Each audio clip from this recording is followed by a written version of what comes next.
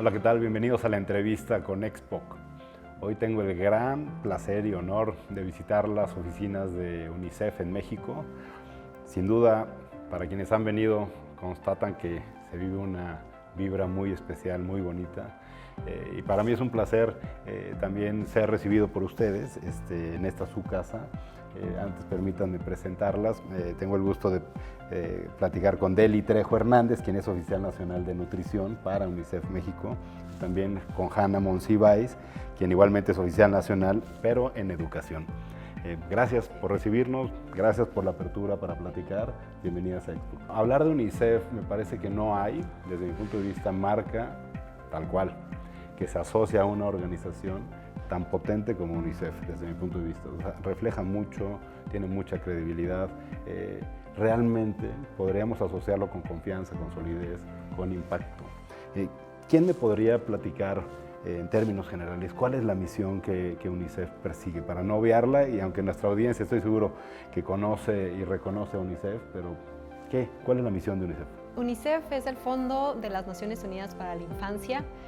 Su misión es garantizar y proteger los derechos de las niñas, los niños y las adolescentes. Particularmente se rige por la Convención de Derechos de Niñas y Niños y es un organismo que se crea después de la Segunda Guerra Mundial, originalmente buscando proteger a los niños de no morir de hambre en situaciones tan adversas, y al paso de las décadas de los años ha evolucionado y ahora no solo protege a los niños en situación de emergencia, sino en situaciones regulares de desarrollo, y también protege a las mujeres. Y entonces, particularmente, los derechos a la nutrición y a la educación son dos de los principales que protege UNICEF. Hemos dado seguimiento a la implementación que un producto, en este caso lanzado, liderado y gestionado tal cual por Santander México, está replicando un producto que tiene una dimensión de marketing social, que esta dimensión de marketing social busca aliados sólidos con quienes compartir un compromiso que se tiene con el consumidor, con el consumo de estas personas, y son UNICEF, ¿no? Hoy la tarjeta Like You, que ha sido un trancazo en términos comerciales, entendemos, ha tenido números muy buenos por una gran institución, pero la verdad es que este componente con causa social sí, seguramente ha tomado y ha tocado la conciencia de los consumidores. UNICEF es 2 veces partner, por así decirlo, dado que la tarjeta tiene 6 diversos colores, motivos. Ustedes y UNICEF dan frente al compromiso que se tiene en ambos territorios, el territorio de la educación y el territorio de la nutrición. Déjame preguntarte, Deli, respecto de UNICEF y la nutrición. Deli, cuéntanos desde tu liderazgo cómo está el escenario actual en nuestro país respecto a la nutrición, y después te preguntaría qué se hace junto con Santander al respecto. Tenemos sin duda un gran reto, ¿no?, en México, debido a que los altos índices de sobrepeso y obesidad van cada vez más en aumento. Es por eso que este tema ha cobrado gran relevancia. Anteriormente, como ya bien lo mencionaba Hanna, en la situación de emergencia estaban más volcados los esfuerzos hacia la desnutrición, ¿no? Afortunadamente el tema de la desnutrición ha ido caminando, ya no está con esa severidad que antes la veíamos. Sin embargo, en zonas indígenas también sigue estancada en un 14% aproximadamente, y en donde también hace falta poner atención en ese tema de la desnutrición. Pero bueno, las cifras de sobrepeso y obesidad han ido en aumento desde los 5 años. En la etapa de la educación primaria se dispara aceleradamente, ¿no?, hasta llegar a más del 30%, y bueno, ya ni qué decir en la adolescencia, y de ahí se pasa a la etapa adulta con más del 70% de la población. Y en todas las formas de mala nutrición, ¿no?, que involucra desnutrición, sobrepeso, obesidad, deficiencia de micronutrientes, que también es muy importante hoy en día tratar. Y por eso es que desde UNICEF estamos haciendo esfuerzos con diferentes instituciones, y gracias también al apoyo de las empresas, para estar trabajando esta prevención en el tema de la mala nutrición, y en específico con Santander desde los primeros 1000 días de vida.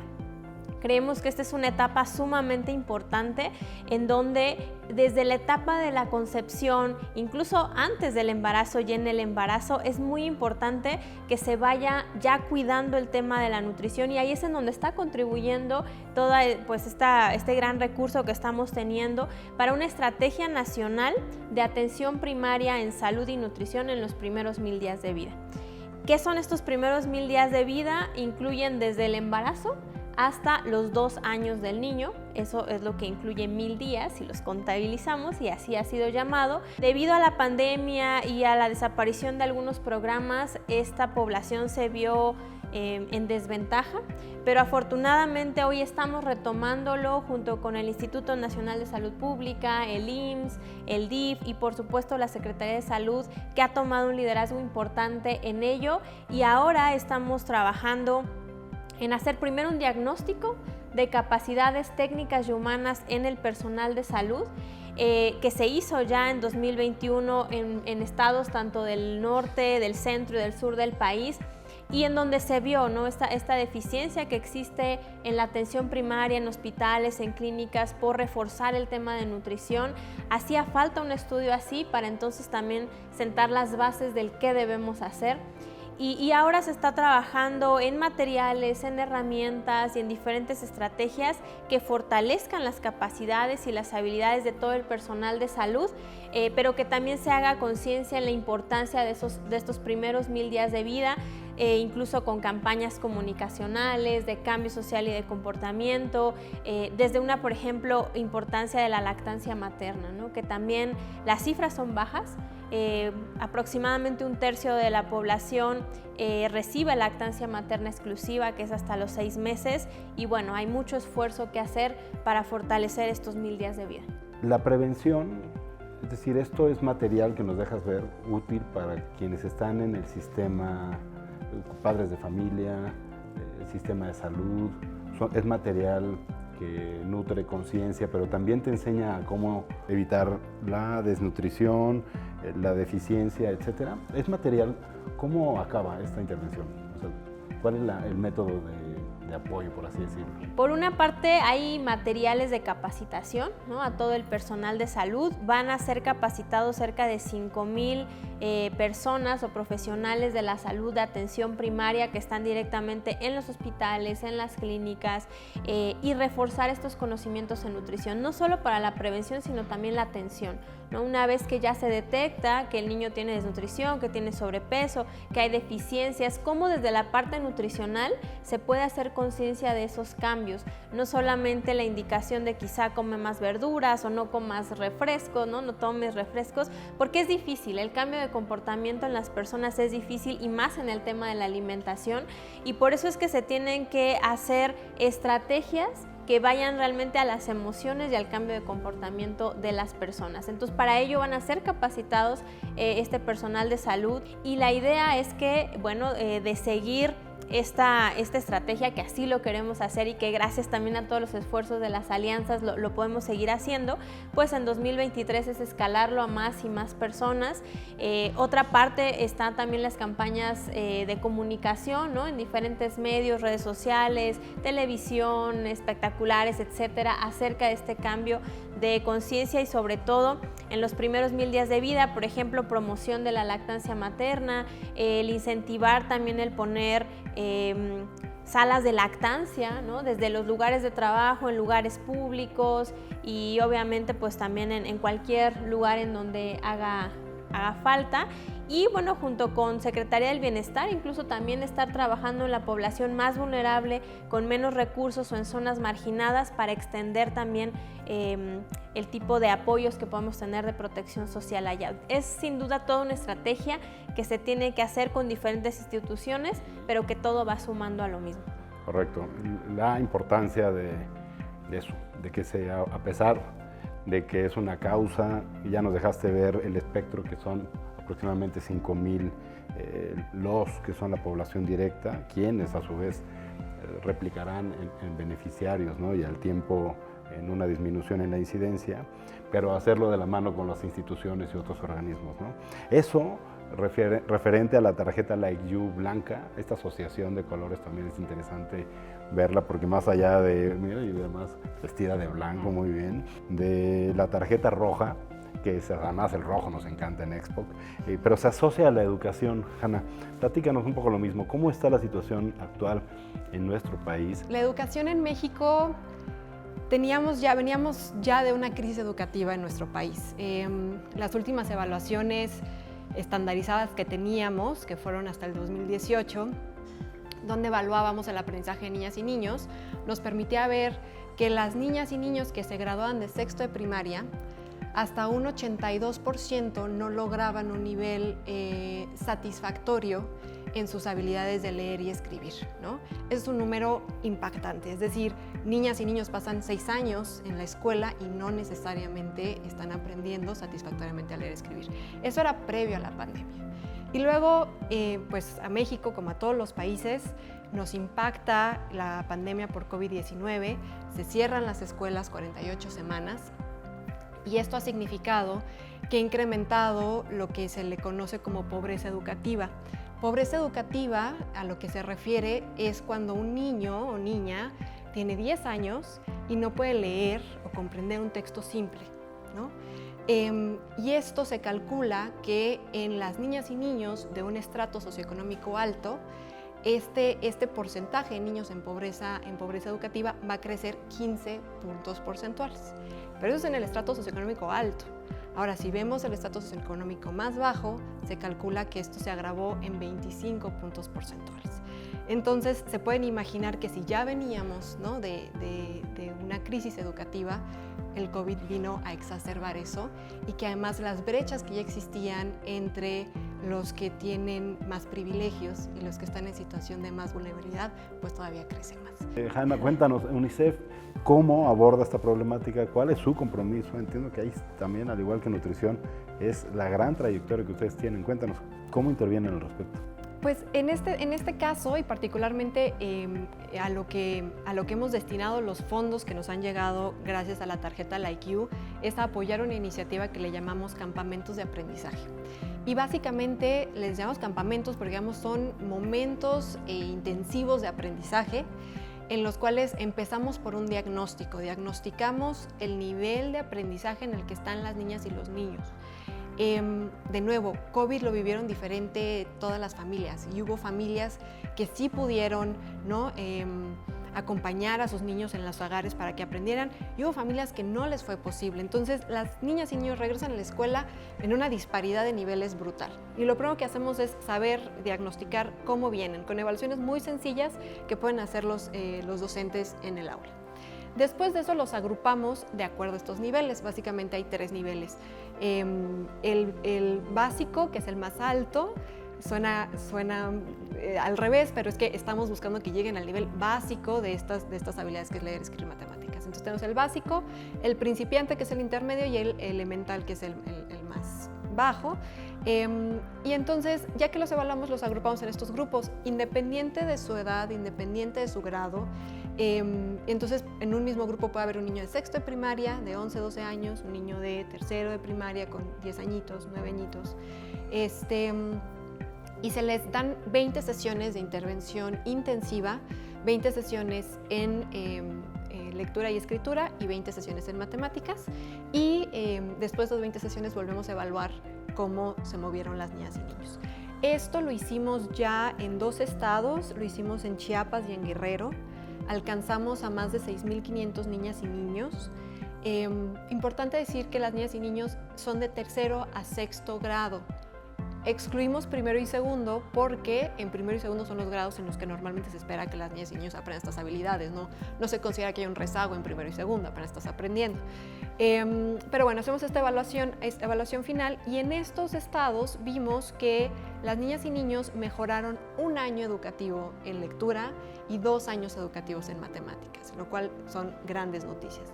No quiere decir que hemos cerrado ya la brecha ni que ya no hay nada más que hacer. Todavía hay muchísimo trabajo que hacer, pero gracias a estos buenos resultados hemos podido acercar esta metodología a la Secretaría de Educación Pública a nivel federal y a las Secretarías de Educación a nivel estatal para que puedan adoptar esta metodología dentro de su propia política educativa y de hecho fue considerada en el Consejo Técnico Escolar, que es, digamos, las reuniones que hacen los actores educativos y los docentes cada mes para ponerse de acuerdo en qué viene, cómo le van a hacer. Y se presentó esta metodología en mayo de este 2022, lo cual nos da mucho gusto porque digamos que algo que empezó como una iniciativa, pues hoy es política educativa. Y esto, en suma, por como nos lo platicas, representa un método que además resulta relevante para una especie de contribución al país, porque la SEP nacional lo adopta y algunas SEPs estatales, que me parece que eso también es quizá no menos, ¿cierto? Porque no. Se vuelve eso una capacidad de hacer, de diseñar, de implementar y de multiplicar de igual manera con la participación de actores tan importantes como el Estado, ¿no? Así es, esta metodología de hecho se conoce a nivel internacional, se llama, o el principio se llama Teaching at the Right Level en inglés, en español significa enseñar en el nivel adecuado.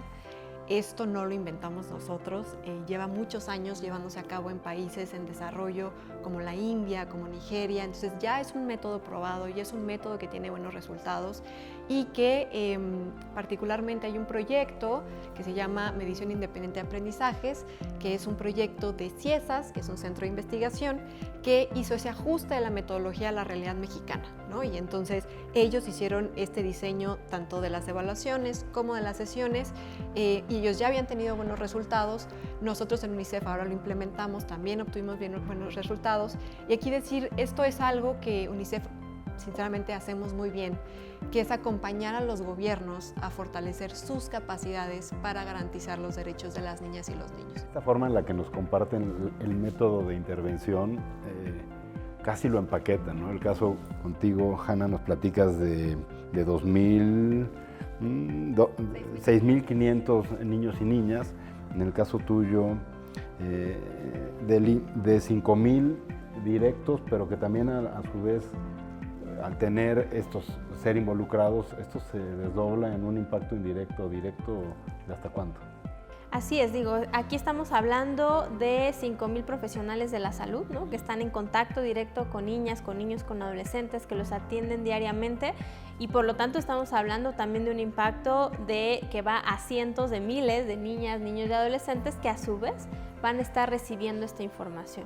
Eso es lo que hacemos desde UNICEF, diferentes estrategias de cambio social y de comportamiento, no son nada sencillas, pero sin duda tenemos la experiencia también, los resultados ya con diferentes poblaciones, en este caso particular niñas, niños y adolescentes, y que creemos que sobre todo el personal de salud, que son quienes tienen un acercamiento muy con las familias, que tienen ese acercamiento con las familias, cómo pueden generar esta orientación, ¿no? Para que podamos hacer un cambio desde estos primeros 1000 días, que de verdad si a un niño y a todos los que nos están escuchando, si tienen a un niño chiquito, no hay nada mejor como a ellos fomentarles una buena alimentación desde pequeños, que su paladar es nuevo, que no conoce de lo salado, de lo azucarado, de nada, para que pueda ir así pues a lo largo de su vida. Ideli, porque además existe una asociación natural, ¿no? Una persona, un niño, niña bien nutrido, tiene mejores capacidades u óptimas circunstancias para tener un mejor aprendizaje. Este complemento es también importante destacarlo. Y eso, o sea, destacar en esta cápsula la intervención, el compromiso, es muy importante, más allá de tener un producto atractivo que conecta con la conciencia del usuario, que coincide con los valores, en este caso de Santander México, la capacidad de aliarse con organizaciones que saben su trabajo, lideradas por expertas en su caso. Por supuesto, cabe la invitación a la audiencia a que conozcan el programa, cómo se va tejiendo la alianza, a que participen de la manera en la que puedan hacerlo. Por supuesto, yendo por la tarjeta, asociándose con los colores, que más allá de una emoción, de un estímulo, realmente tienen algo espiritual, emocional, social, que son causas. Y con ello, Deli y Hanna, nada, quizá invitarles a que con esta frescura y con este involucramiento nos sumemos a llamar a la audiencia a que participen a que pregunten y a que estén cercanos a esto, porque ojalá la campaña perdure y un año tras otro vaya amplificando su impacto social, ¿no? ¿Algún mensaje adicional? Pues nada, agradecer a los usuarios de Like You de Santander por haber apoyado lo que hayan elegido, ya sea la tarjeta blanca o la tarjeta roja, e invitarlos a seguirnos apoyando porque de verdad su aportación hace toda la diferencia para niñas y niños de nuestro país. Igualmente, muchísimas gracias. Esto nos permite seguir comprometidos y haciendo esfuerzos, en este caso por la nutrición de la niñez y que a su vez repercuta en la educación. Antes se pensaba que la desnutrición afectaba cognitivamente y así sucede, pero se pensaba que solo la desnutrición. Ahora sabemos por estudios que el sobrepeso y la obesidad también tienen un factor determinante en el aprendizaje de los niños y qué mejor que estén bien nutridos y también sanos emocionalmente para que puedan aprovechar al máximo todo su potencial educativo. Gracias, Deli. Bueno, y desde Expoc agradecerles la transparencia, agradecer que compartan esta gran labor que hacen.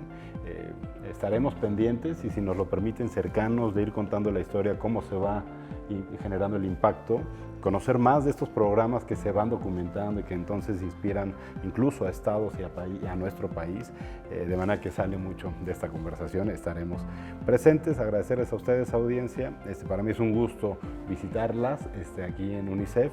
Y por último, agradecerte, Deli Trejo Hernández, quien es oficial nacional de nutrición, Hanna Monsiváis, quien es oficial nacional de educación, y hasta la próxima.